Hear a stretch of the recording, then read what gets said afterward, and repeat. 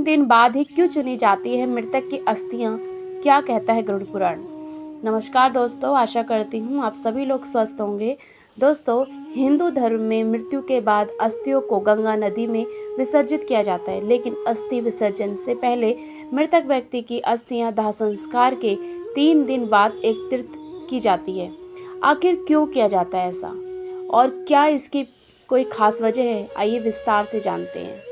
अस्थि विसर्जन किसी मृत व्यक्ति के दाह संस्कार के बाद किया जाने वाला एक अनुष्ठान है। इसका अर्थ होता है कि चिता में जल रहे मृतक व्यक्ति की हड्डियों और राख को जल में विसर्जन करना।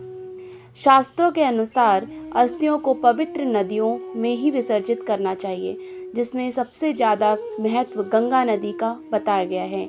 इसीलिए हर साल करोड़ों की संख्या में हरिद्वार और वाराणसी जैसे पुण्य स्थानों पर देश के हर कोने से अस्थि विसर्जन के लिए आते हैं। अस्थि विसर्जन के समय का बहुत महत्व होता है और इसीलिए दाह संस्कार के बाद अधिकतम तीसरे दिन तक अस्थि विसर्जन कर लेना ही उपयुक्त माना जाता है।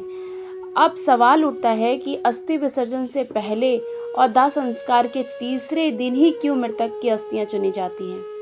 क्या आप जानते हैं कि अंतिम संस्कार के बाद और विसर्जन से पहले उन अस्थियों को संचय शमशान घाट के 3 दिन बाद ही क्यों किया जाता है? चलिए इस बारे में विस्तार से जानते हैं। दोस्तों, हिंदू धर्म में 18 पुराणों में से एक गरुड़ पुराण में मनुष्य के जन्म और मरण से संबंधित रहस्यों का उजागर किया गया है।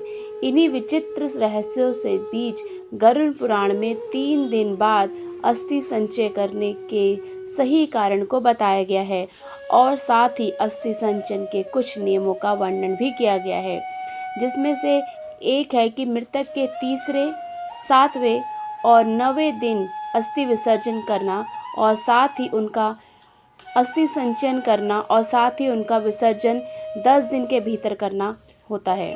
दरअसल गरुड़ पुराण कहता है कि अंतिम संस्कार के तीसरे दिन अस्थि एकत्रित करना अति योग्य है, क्योंकि मंत्रों के उच्चारण की सहायता से अस्थियों में आकाश का एवं तेज तत्वों की संयुक्त तरंगों का संक्रमण होता है और जो कि 3 दिनों के बाद कम हो जाती है।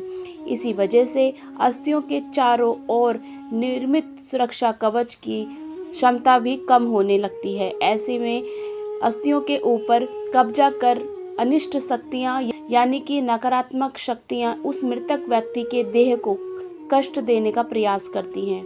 कोई ऐसी स्थिति उत्पन्न ना हो, इसीलिए उससे पहले ही अस्थियों को शमशान घाट से हटा दिया जाता है।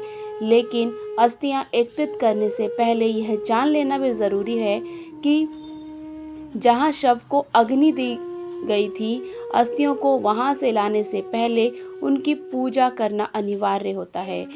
फिर शमशान में अस्थियों को संचय करके उससे एक साथ पीतल के बर्तन में रखने के बाद सफ़ेद कपड़े से ढक कर घाट ले जाना चाहिए।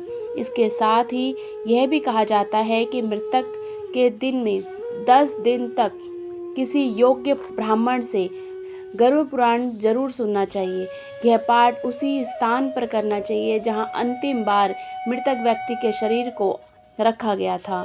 साथ ही इस बात का भी ध्यान रखना चाहिए कि इस पाठ को सूर्य अस्त से पहले ही ख़त्म कर लेना होगा।